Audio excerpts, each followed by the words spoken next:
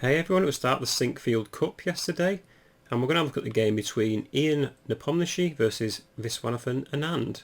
And in this game, Nepo was white and Anand was black, and this was the only game with an outright result. All the rest of the games were drawn, and it's a very strong field this year once again. In the game, Nepo played c4, black played e5, knight c3 is played, and Vishy played bishop to b4, and knight d5 was played, hitting the bishop. So already the knights moved twice. This was a major talking point throughout the whole game between the commentators. Just the fact that white starts moving these knights around really dramatically and maybe losing a few tempos. The bishop retreats to e7 and white now develops their other knight to f3 and attacking this e5 pawn. So far this is nothing untoward, this has been played quite a few times. d6 is played to support the pawn, and white now branches out with d4 striking in the centre, hitting e5. Now a move that black can play here is e4. It's been played in multiple games, and after knight d2 f5 white can play e3, but I think the reason why Vishy didn't play this is because white just gets a very nice structure. Let's say knight to f6, white can capture on e7, and after the queen recaptures just play bishop to e2, and white's just got a very nice position. They can possibly play a3 and b4, maybe play bishop to b2 and fianchetto this bishop at a later date and just castle kingside, maybe even play g3 to stop any f4 advance. So maybe it's the reason why Vishy didn't play e4 here. In the game Vishy now played knight to f6, hitting the knight on d5. Now there are quite a number of moves that white could play here. The first thing that comes to my mind is maybe knight takes e7. After queen takes e7, white can again play e3. And after castles bishop e2, this is a very even game. Again, white's got a very nice structure, so they could have opted in for this, and they also have the bishop pair. White could also try and win a pawn actually. D takes e5 is an option here. After d takes e5, knight takes e5. Black can take on d5, followed by c takes d5. And black can develop by castling. And white's in maybe a bit of a predicament. They're a pawn up, but the d5 pawn looks very weak, and this e5 knight looks really awkwardly placed. Now the best move, or one of the best moves given, is g3, maybe to play bishop g2 and support the pawn. But black can play queen d6, hit the knight.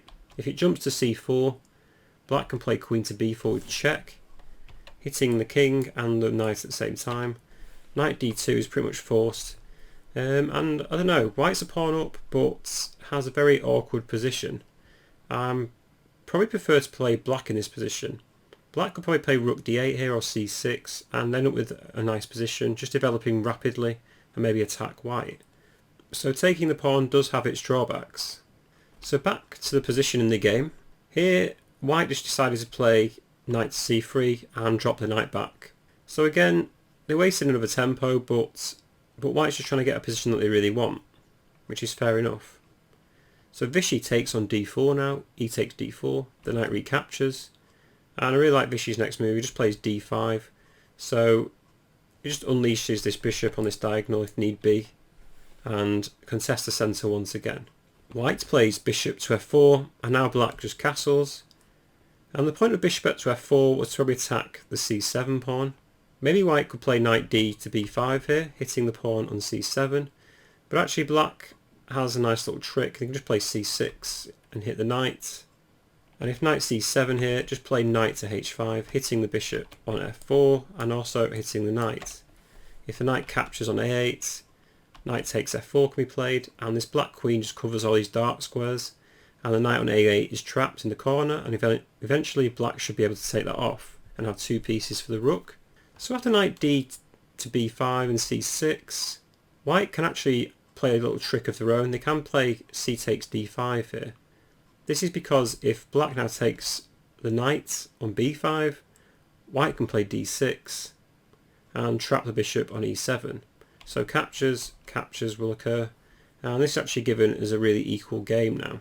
However, after all these variations, after c6, black can actually capture on d5, and after knight takes d5, c takes d5, if e3, black can play bishop b4, knight c3 and knight c6, and black is doing really well. So it makes sense why white didn't go into these complications. So that occurred after knight d to b5. Instead, white just played a simple move here, just played e3, just developing. and black now plays a6, stopping knights jumping into b5. And again white plays another knight move, knight to f3, just putting the knight back into a more normal position, and also putting pressure on this d5 pawn. For this reason black played c6, and here in Vishy's interview actually he believed that white should now play maybe queen b3 or queen c2. He said the position is very rich and white doesn't really need to take on d5 yet. So for instance, if queen c2, maybe black can play bishop g4 and white can play rook to d1. And you'll see what Vishy means. White doesn't have to take on d5 immediately. They've got the tension in the centre and they can take on d5 at a very opportune moment. So Vishy was critical of white's next move. He just took on d5, c takes d5. Vishy took on d5 with the knight recaptures, the queen recaptures, white takes and recaptures. So they just swapped a couple of pieces off, and white now castles queenside, hitting the pawn on d5. Vishy plays knight c6, and the point is that now if rook takes d5, black can play bishop to e6 and hit the pawn on a2, so white doesn't actually win a pawn here. So instead of that, bishop g5 is played by white. Vishy plays f6, and the bishop retreats back to f4. Vishy develops bishop e6, protecting the d5 pawn, and white plays king to b1, stopping any a2 ideas from black. Rook ac8 is played by black. a3 now, stopping any knight b4s, and black just gets their pieces onto open files or half open files. Bishop d3 from white, developing again, and bishop c5 from Vishy. And Nepo now gets his other rook into the game, rook h e1, and king f7 from Vishy. So it seems as though both players are trying to prepare for the endgame. Black's main weakness is on d5, but it can be really hard to get to. And after king f7, maybe white could take on h7 here, but actually this just loses to g6, because now black can just march their king and take this bishop off. So in the game, white now plays bishop to g3, bishop b6 and bishop c2. So both sides are just manoeuvring, gaining open lines for their rooks. h5 is played by Vishy, h3 to give the bishop on g3 a square on h2, knight to e7, bishop to b3 and g5. So black just gaining some space on the king side. White now strikes with h4, g4 is played, hitting the knight jumps into d4, and Vishy captures this knight, the rook captures, and Vishy now plays knight c6, hitting the rook. The rook moves to f4, which looks a bit awkward to me, trying to eye up this f6 pawn. But now Vishy gets rid of his weakness, he plays d4, and after bishop takes e6, king takes e6. White can capture on d4 with a check against the king, but after king f7, it looks as though black's going to win this pawn back with ease. For instance, if white now plays rook d1 to continue to protect this pawn, rook d5 can be played by black, and black's just most likely going to double on the d file. And the bishop on g3 looks very trapped as well. f3 is given as the best move by the engines. After g takes f3, g takes f3. Black's actually given as winning now. Rook g8 for instance. After bishop f2, black's got moved like f5 and trapping the rook on f4, which would be really devastating for white actually. So trying to keep hold of this d4 pawn does have its drawbacks. So maybe this is why Nepo now played f3 instead of trying to keep hold of this pawn. G takes f3 is played, rook takes f3, and now knight takes d4, and Nepo now plays rook to f4, hitting the knight again. Vishy plays knight to e6, hitting the rook drops back again to f3, knight d4 is played, rook f4, and instead of repeating, now black plays knight to b3, giving the knight a more active square, threatening checks like knight d2. Nepo plays bishop to f2, and rook c4 is now played. A very clever move by Vishy, trying to trade a pair of rooks. So in the game, white's pretty much forced to take that, rook takes c4, and the point is that now knight to d2, check, and black's going to win the rook back. The king moves to c2, Vishy captures on c4, rook e2 is played, stop rook d2 ideas from black, and knight to e5. So if we just pause for a moment, even though black has the knight versus the bishop, it seems as though black's got better chances, just mainly because the king can now just march up the board, and start harassing these pawns around the bishop. And Vichy's knight and rook are really placed very nicely for the endgame. In the game, white now played bishop to e1, maybe rerouting it to c3. King e6 is played, and a4 is played. Now here, Vichy played rook d6, but actually rook d4 was given as the good move by the engine as well, attacking pawn a4. The point being, if king b3, black can now start playing moves like f5. Of course, bishop c3 from white, but black can play rook to e4. And I don't think white wants to trade rooks here, so if the rook d2, black can now take on h4, winning a pawn. After g3, rook g4, rook e2, rook e4. White can play rook h2, trying to win the pawn on h5, but black can play rook e3. After captures, and rook h6 check, rook g6. Black is given as better here, and they've just simply got to march the f-pawn down the board. It's not a very easy task, but it's probably better than what happened in the actual game for black. So instead of rook d4, Vichy played rook d6, maybe preparing rook c6 check. g3 now from white, and king f5 from Vichy. So Vichy's got a very active king here, and this bishop on e1 is protecting some very weak pawns. And it's always better to have your pawns in opposites coloured squares to the bishop you've got, which is just a general rule. So white will do very well to defend this position, to be honest. White played rook f2 check, king g4 now, hitting the pawn on g3. Rook f4 is played, and king h3. Now I think actually white could have drawn the game right here, right now. If rook f5, attacking the pawn at h5, black's got to defend this with king g4. And white can just start playing rook f4 check and king h3. They can play rook f5 again, and of course repeat with king g4. Black does have a shot here with rook c6 check. After king b3, knight to d3, hitting the bishop. If the bishop jumps to c3, black can take on g3, and white can take on f6. After king g4 and rook f1, rook e6. It's very hard to determine who's winning this. I think it's given as an even game, and white should be able to secure the draw now because they've got no longer got that weak g3 pawn. So maybe Nepo could have gone in for that. So here he could have played rook f5. Instead he played rook to f1, and Vichy played rook c6 check.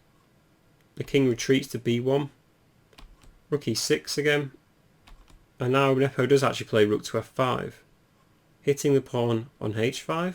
And now Vichy plays knight to g6 though, hitting the bishop on e1.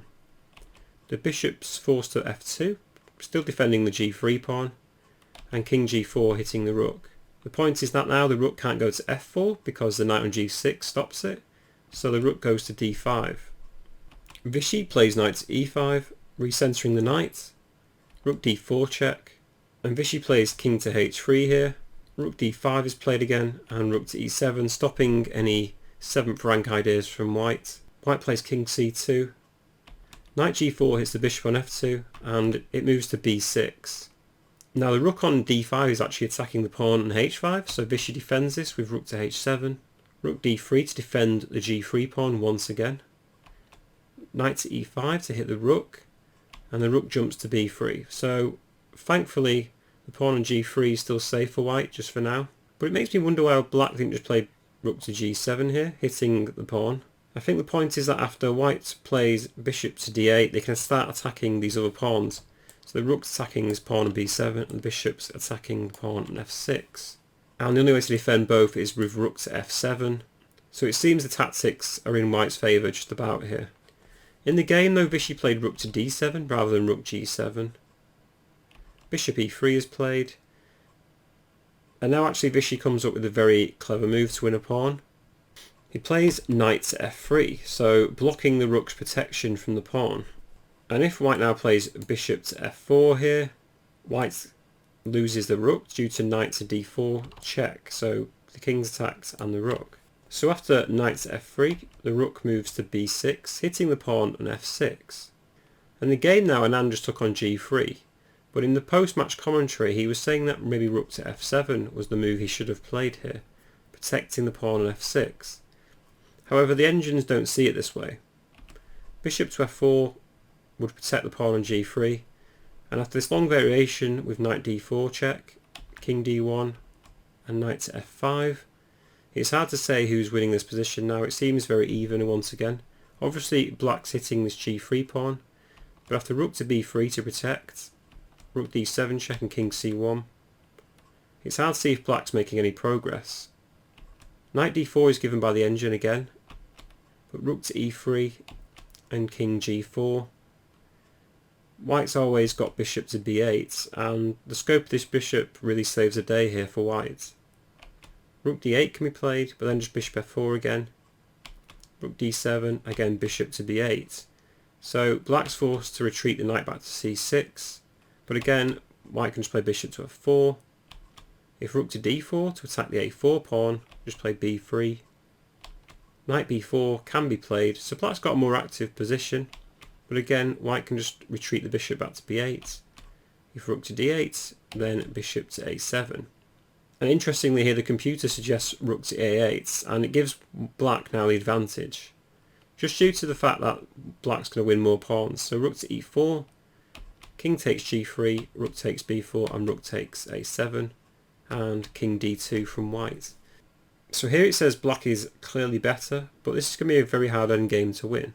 I suppose black's just going to march this f pawn down the board, but black's still got to wonder how he's going to defend this b7 pawn.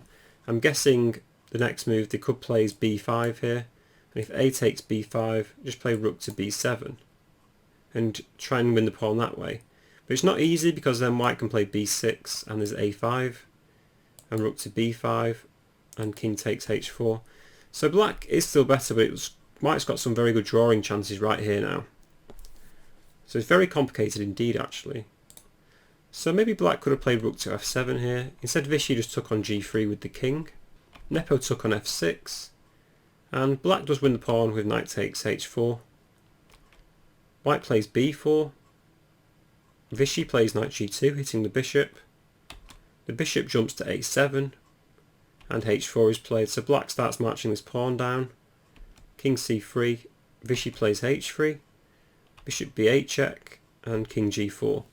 So the point being that is, if black ever plays h2, white's just probably going to sacrifice their bishop for the pawn and just try and swap off these two pawns in the endgame. And a knight and rook versus a rook and king is not enough to win the game.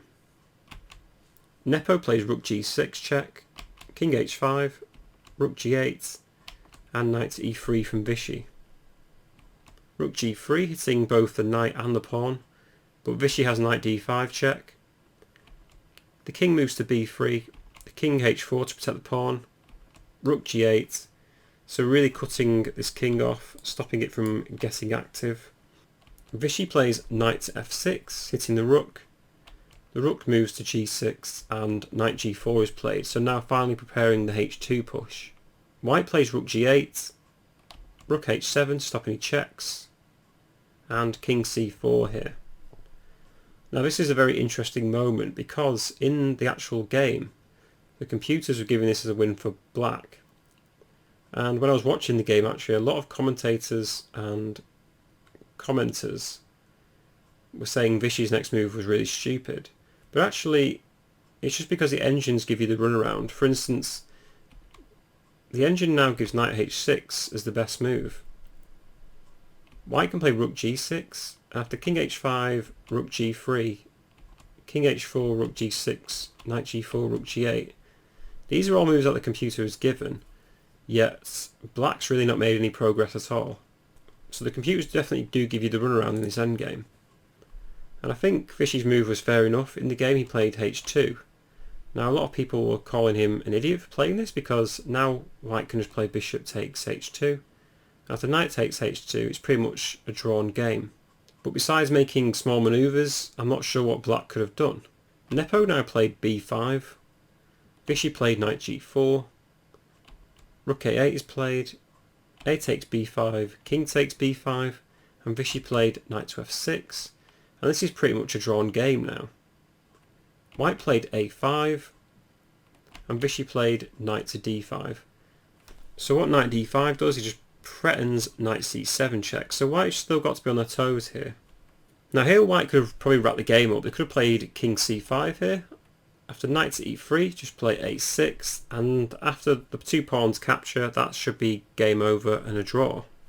However, white now played rook to a7, which is still a decent move, but it could cause white some problems, so white's still got to be very careful here.